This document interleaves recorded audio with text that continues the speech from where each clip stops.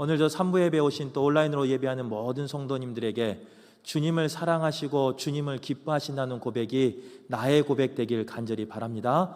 그래서 주를 사랑하는 자가 누려야 할 복을 누리시며 나누며 또 고백하며 사는 우리 성도들 되시길 바라겠습니다. 오늘 말씀은 표대를 향하여 라는 말씀 제목을 가지고 함께 말씀을 나눌 건데요, 표대를 향하여 끝까지 달려가셔서 주님이 허락하신 그 상을, 그 상급을 누리는 우리 성도들 되시길 바랍니다. 세상적으로 모든 것을 다 이룬 삶을 살았던 사람이 있는데 그 사람이 누구냐? 바로 빌립보서를 쓴 사도 바울입니다. 우리가 잘 알고 있는 것처럼 사도 바울은 많은 자랑할 것이 있었던 사람입니다.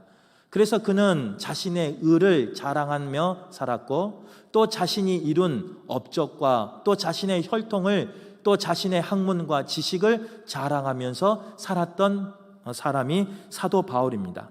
그러나 사도 바울은 예수님을 만나고 나서 그의 삶의 가치관이 변한 걸 볼 수 있어요. 또 예수님을 만나고 나서 그는 모든 고백이, 모든 또 삶이 변한 것을 볼 수가 있습니다.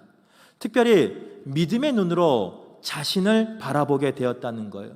그리스도의 은혜로 자신을 바라봤다는 거예요. 믿음의 눈으로, 그리스도의 은혜로 나를 바라보니까 나의 삶은 다 이룬 삶이 아니다 라고 오늘 본문에 이야기하고 있습니다. 더 나아가 나의 삶은 이룬 삶이 아니라 이루어 가고 있는 삶이라는 것을 발견하고, 사랑하는 빌립보 교회 성도들에게 오늘 본문을 통해서 인생을 표대를 향하여 달려가는 경주에 비유하면서 끝까지 그 표대를 향해서 달려갈 것을 권면하고 있습니다. 바라기는 오늘 말씀을 듣는 우리 또한 믿음의 경주에서 승리하기 위해서 표대를 바라보며 표대를 기준 삼아 끝까지 달려가 승리하는 삶을 사시길 바라겠습니다. 그렇다면 믿음의 경주에서 승리하기 위해서 우리는 어떻게 살아가야 할까? 그 첫 번째는요, 잡힌 바 되어야 한다. 성경은 이야기하고 있습니다. 장영란 씨가 쓴 아테네 영원한 신들의 도시라는 책을 보면요, 고대 올림픽에 대해서 설명하고 있습니다. 고대 올림픽은 주전 776년부터 시작되어서 주후 393년까지 테오도시우스 황제에 의해서 폐지될 때까지요, 무려 1170년 동안 4년 주기로 열렸던 올림픽입니다. 이 책에서 고대 올림픽의 특징에 대해서 이야기하고 있는데요, 여러 가지 특징 중에 한 가지 눈길을 끄는 게 있는데 그것은 뭐냐? 그 올림픽에 출전한 모든 선수는 나체로 경기에 임했다는 거예요. 여러 가지 이유가 있었겠지만 운동에 참여하는 선수들이 최대한 몸을 가볍게 하기 위하여, 그래서 승리하기 위하여 아마 몸부림쳤던 모습인 것 같습니다. 올림픽에 나가는 대부분 선수들은요, 자신의 몸을 가볍게 하기 위해서 또 자신의 몸을 한 곳에 묶인 바 되지 않게 하기 위해서 때로는 옷을 고를 때도요, 평상시에 입는 옷을 입지 않습니다. 기능성이 있는 옷을 골라 입는 것을 볼 수 있어요. 이렇게 무엇인가에 잡히지 않으려고 그 작은 땀방울 하나에, 실오라기 하나에 잡히지 않으려고 신경 썼던 그 고대 올림픽 선수들이었습니다. 그럼에도 불구하고 그 경기에서 승리하기 위해선 선수들은 여러 가지 것들에 붙잡혀 있을 때 진정한 승리를 할 수 있다는 겁니다. 그 중에 하나는 뭐냐? 경기 규칙에 붙잡혀야 된다는 거예요. 시작을 알리는 신호에 출발을 해야지, 만약 0.1초라도 다른 사람보다 그 출발 신호보다 먼저 앞에 출발하면요, 그 경기는 무효가 되어버립니다. 또한 그런 부정 출발이 2번 이상 반복되면요, 아무리 세계 신기록을 가지고 있었던 선수라고 할지라도 그 경기에서는 실격패를 당하고 맙니다. 또한 그 경기에서 우승하기 위해서는요, 주어진 코스로 달려야 된다는 거예요. 몸이 지치고 몸이 피곤하고 할 일이 있다고 해서 주어진 코스가 아닌 지름길로 질러서 가서 그 결승점에 가장 먼저 도착한들 정해진 코스에서 벗어났기 때문에 그 선수는 실격당하고 만다는 거예요. 그리고 또 하나 메워야 되는 건 뭐냐? 결승점에 들어가야 된다는 거예요. 경기 초반에 1등을 하고 경기 중반에도 1등을 하고 경기 마지막까지 1등을 고수하며 그 자리를, 선두 자리를 지켰을지라도 결승점을 통과하지 못하면 그 사람은 1등의 영광을, 승리의 영광을 경험할 수 없습니다. 결승점에 들어가야 비로소 그 선수는요, 승리를 할 수 있고 그 승리 가운데 누리며 즐길 수 있다는 거예요. 다름질하는 운동선수는 이러한 잡히만에서 경기할 때 비로소 선수가 누려야 하는 승리를 누릴 수 있는 겁니다. 무엇에 잡힌다는 것은 우리에게 많은 불편함을 줄 때가 있습니다. 그러나 그 잡힘이 바른 잡힘일 때는 우리에게 그 잡힘이 때로는 자유를 허락해주고 때로는 행복을 허락해주고 때로는 우리에게 승리를 갖다 준다는 거예요. 신방을 하다 보면요, 우리 성도님들을, 특별히 이제 남성 성도님들 만날 기회가 없지만 가끔 만날 기회가 있습니다. 그러면 그 남성 성도님들이요, 이구동성 고백하는 게 있어요. 그 중에 하나가 뭐냐? 아내에게 잡혀 사는 것이 편하고 행복하다는 거예요. 2부 때는 저희 아내가 있어서 마음껏 말 못했는데요, 어찌 아내한테 잡혀 사는 게 편하고 행복하겠습니까? 그 잡혀 사는 것은 절대로 행복한 삶이 아니죠. 그런데 우리 성도님들은 그렇게 고백한다는 거예요. 그래서 어찌 잡혀 사는 게 편하고 행복합니까? 되물어보면요, 그 성도님은 이렇게 말해요. 목사님, 제 나이 되면 다 압니다. 그러는 거예요. 아직 제가 나이가 좀 어려서 아직은 또 잡혀 살지는 않아서 잘 모르는가 모르는데, 아무튼 가정의 평화를 위해서, 행복을 위해서는요, 남성들이 아내에게 잡혀 사는 게 행복하고 편하답니다. 그런데 진정한 행복한 가정은 남편만 아내에게 잡혀 사는 게 아니에요. 부부 모두가 배우자에게 잡혀 살 때, 배우자에게 매여 살 때 그 가정은 진정한 행복을 누릴 수 있는 겁니다.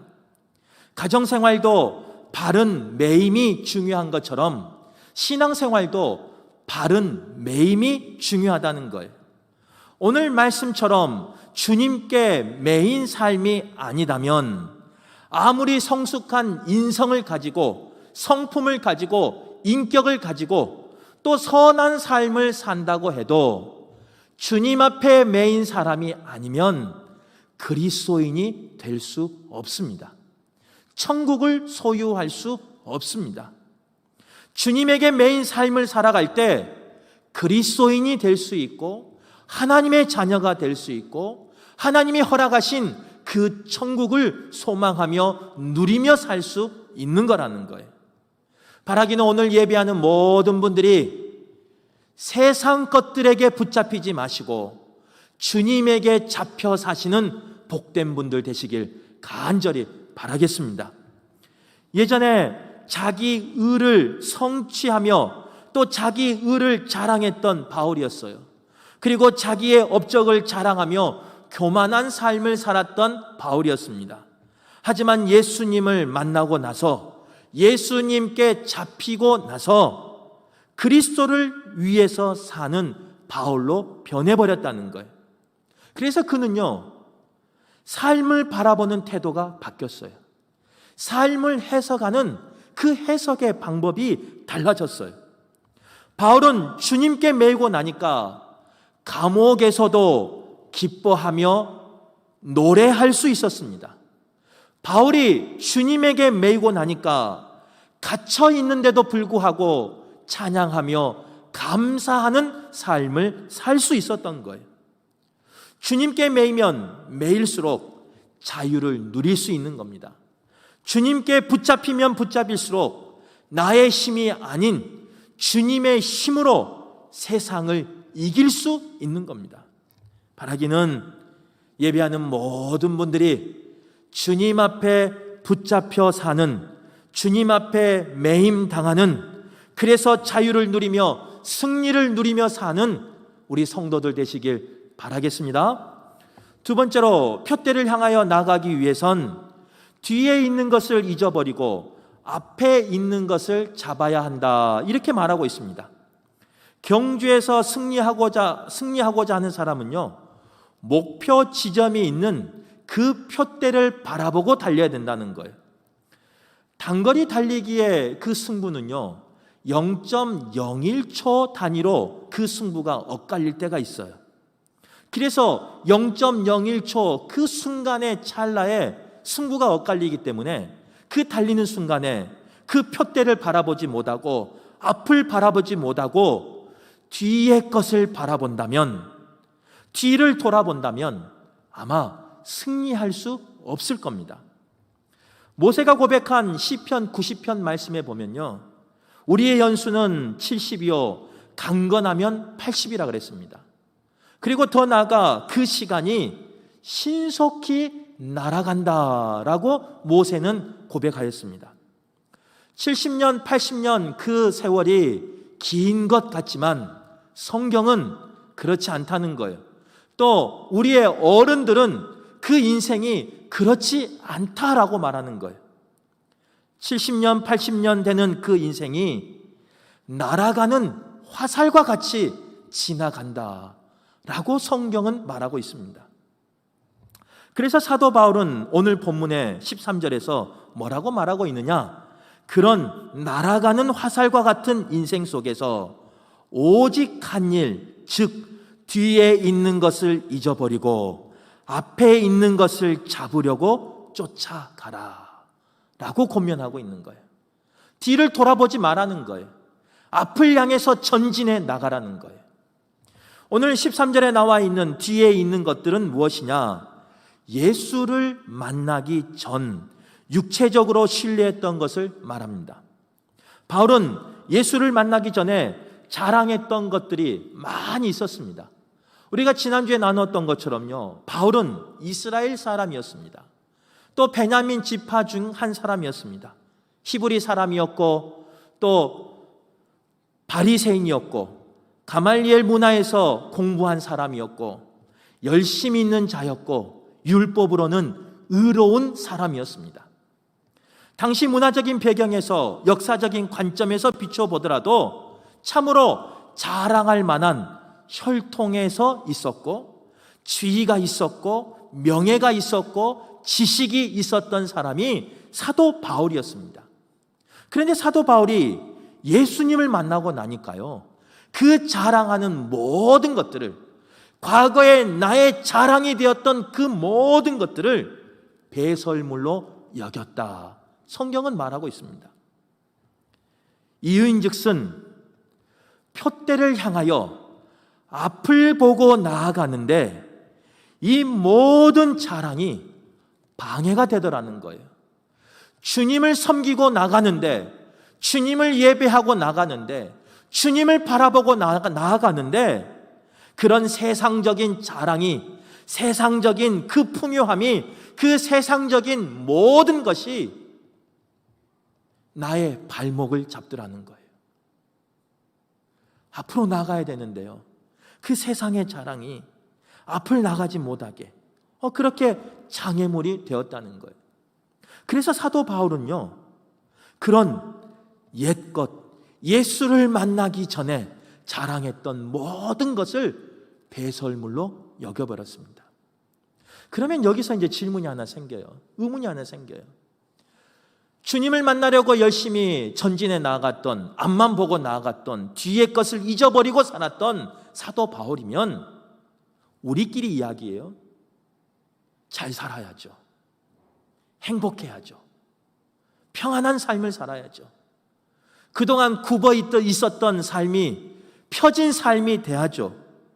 또 그동안 막혀있던 모든 삶이 무너지고 이제는 열리며 형통한 삶을 살아야죠.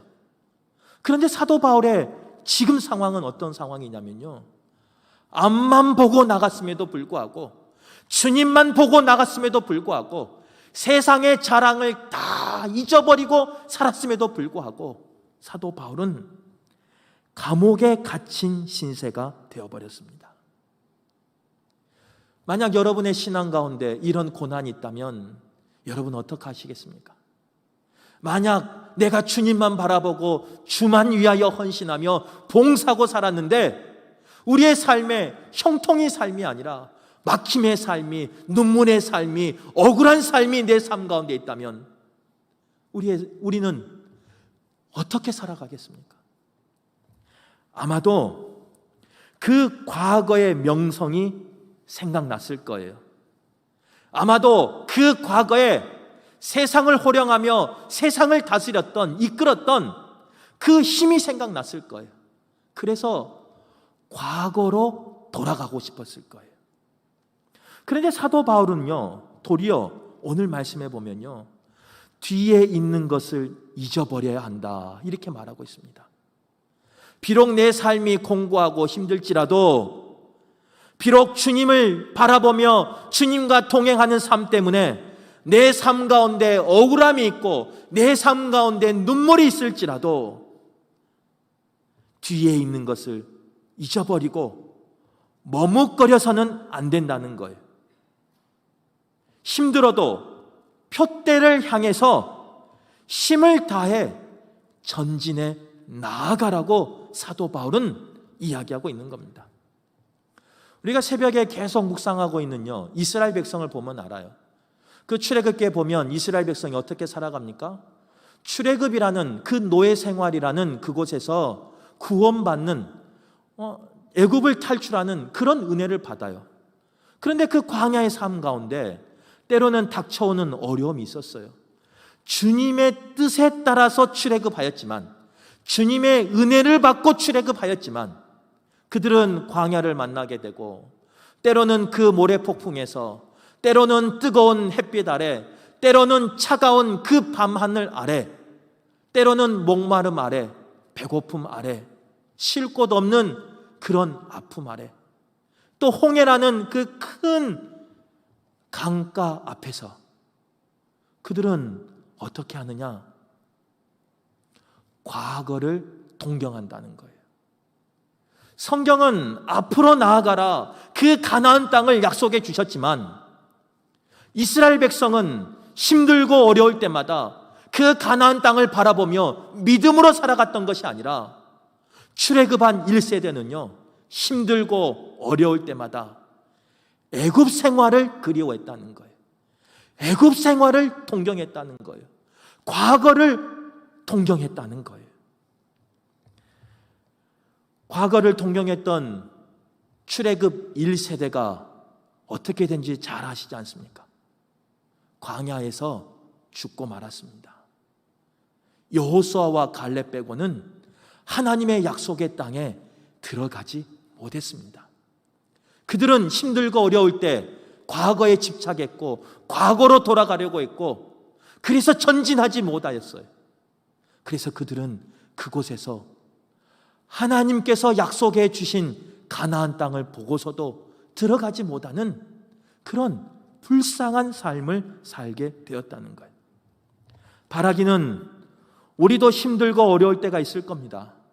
그러나 그때 과거를 동경하는 삶이 아니라 힘들고 어렵지만 표대를 향하여 앞으로 전진해 나가는 믿음의 사람 되시길, 그래서 하나님이 허락하신 그 상급을 받고 소유하는 복된 분들 되시길 간절히 바라겠습니다. 세 번째로, 표대를 향하여 나가기 위해서는요, 부르신 부름의 상을 위해서 달려가야 한다. 오늘 본문은 이야기하고 있습니다. 이걸 조금 바꿔 말하면요, 쉽게 말하면 받을 상을 생각하고 달려가라는 거예요. 조금 더 쉽게 말하면 신앙의 경주를 위해서는요, 바른 목표를 가지고 바른 시선을 고정하고 달려가라는 거예요. 현재 100m 세계 신기록은 우사인 볼트가 가지고 있습니다. 그가 세운 기록은요, 100m를 9초 58에 달렸습니다. 그리고 세계 신기록 1순위부터 이제 100m만 말하는 거예요. 1순위부터 10위까지 보면요, 세상의 100m를요 10위가 9.8초예요. 10초도 안 되는데 그 100m를 달리는 사람이 여러 명이 있어요. 이렇게 빠른 선수들이 달리기를 하는데 중요한 것이 있어요. 빠른 것만큼 중요한 것은 뭐냐? 목표를 어디에 두냐가 중요하다는 거예요. 만약 그 빠른 걸음을 가지고, 그 발걸음을 가지고 목표를 고린 지점에 두는 것이 아니라 반대편에 목표를 두고 있다면 달려가는 만큼 손해가 될 겁니다. 빠른 만큼 더 큰 손해를 보고 말 겁니다. 빠르게 달려가는 것도 중요하지만 방향과 목표가 더 중요하다는 거예요. 우리 인생 가운데 열심히 사는 것도 중요합니다. 그러나 그보다 더 중요한 것은요, 무엇을 위하여 열심히 사느냐가 더 중요하다는 거예요. 하나님께서는 우리에게 각자의 소명대로 부르심을 허락하셨습니다. 그리고 그 부르심에 충성함으로 나아가는 주의 자녀들이 있습니다. 그 충성한 자녀들에게 오늘 말씀해 보면요, 부르신 부름의 상을 허락하여 주신다, 이렇게 말씀하고 있어요. 하나님은 저에게 목사라는 소명을 주셨습니다. 목사의 소명을 받은 저의 사명은 뭐냐? 말씀을 전하는 것이고 성도들을 돌보고 목양하는 것이 저의 사명이에요. 소명이에요. 그런데 그 사명을 제가 잊어버리고 말씀을 전하는 것이 아니라, 목양을 하는 것이 아니라 내 입술 가운데, 내 생각 가운데, 내 마음 가운데 세상의 이야기로 가득하다면, 더 나아가 정치 이야기로만 가득하다면, 말씀 전하지 않고 요즘 한참 이슈가 되는 주식 이야기만 한다면, 우리 성도님들 비트코인도 알죠? 목사가 말씀을 전하는 것이 아니라 비트코인이 어쩌고 저쩌고 이런 것만 전한다면, 조금만 더 나쁘게 해볼까요? 부동산 이야기만 한다면,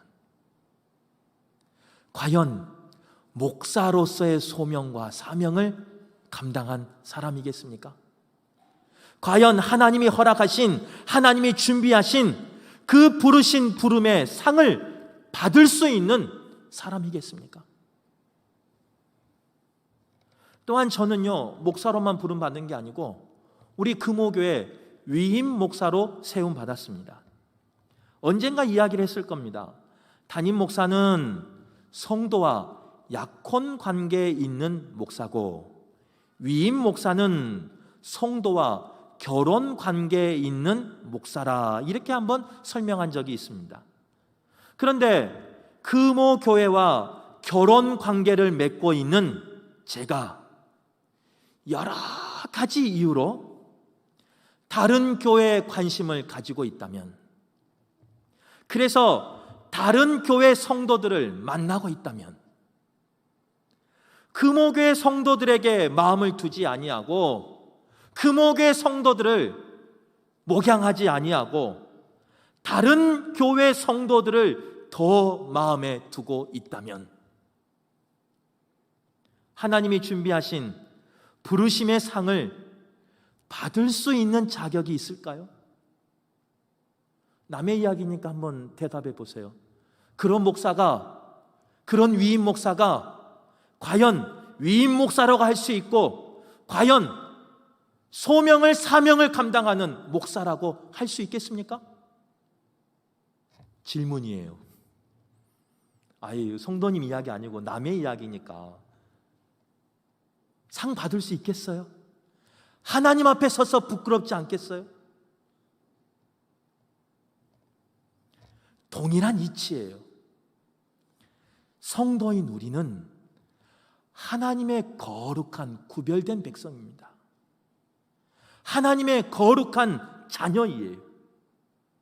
그런데 성도인 우리가 부르심에 합당한 상을 받기 위해서는요, 우리의 영원한 표대 되어주시는 예수님을 바라봐야 되고, 예수님께 나의 시선을 맞춰야 되고, 그 믿음의 경주를 완주해야 그 부르심에 합당한 상을 받을 수 있다는 거예요. 그런데 오늘 예배한 우리 성도님들은 아니겠지만 우리의 시선이 어디 가 있습니까?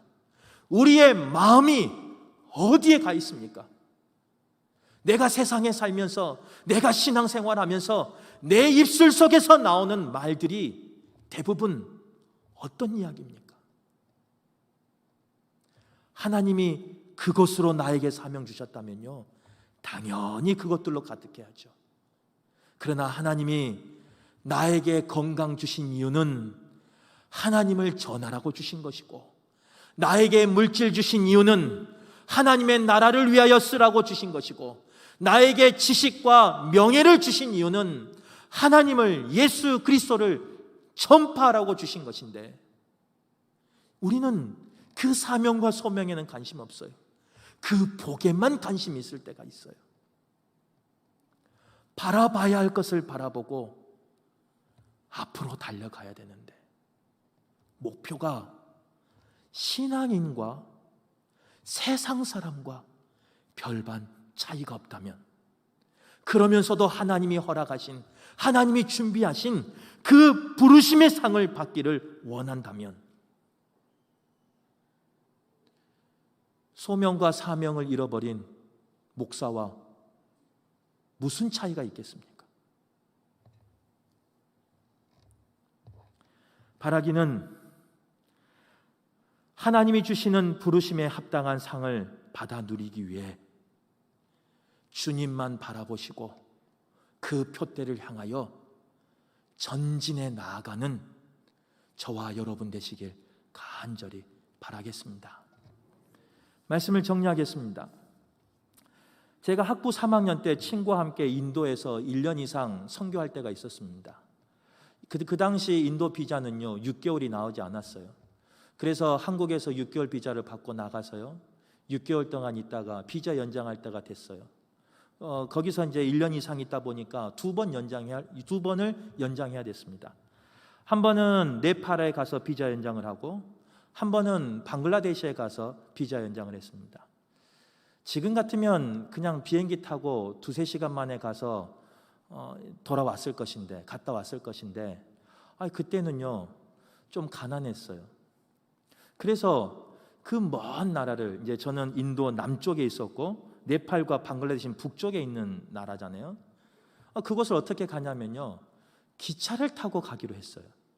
그래서 저 친구와 선교사님과 이 3명이서 기차를 타고 이제 남쪽에서 쭉 올라갑니다. 네팔하고 방글라데시까지 가기 위해서 그 국경인 캘커타 근처까지 가요. 그러면 거기서 내려서 이제 걸어서 국경을 넘어서 이제 그 수도로 카트만두나 이제 가서 비자를 발급받는데요. 그 남쪽에서 그 캘커타까지 올라가는데요. 며칠을 기차를 타고 갔냐면요 3박 4일을 기차 타고 갔습니다. 무려 80시간 이상을 기차 속에서 보냈습니다. 그런데 이제 그 기차를 처음 타보니까요 너무 좋은 거예요. 이제 처음 타본 기차는 어떤 기차냐면요 우리 한국에 없는 침대 칸이 있는 기차였어요. 너무 거리가 멀다 보니까 침대 칸 기차를 잡아서 탔어요. 이거 처음 타보니까요 신기하기도 했어요. 앉아 있기도 하고 넘어져 있기도 하고 자빠져 있기도 하고 뒹굴기도 하고 그러면서 1-2시간을 보냈네요. 너무 기쁜 마음으로. 그런데 하루가 지났습니다. 하루가 지나도요 넘어지고 자빠지고 뒹굴어도 그게 그건 거예요. 앞에 사람은 그 사람, 옆에 사람도 그 사람, 밖에 창가도 그 모양이 그 모양, 그 풍경이 그 풍경인 거예요. 좀 지루하기 시작했습니다. 이틀째 됐는데 사고가 났는지 기차가 역이 아닌 철로의 그 선로 위에 서버렸습니다.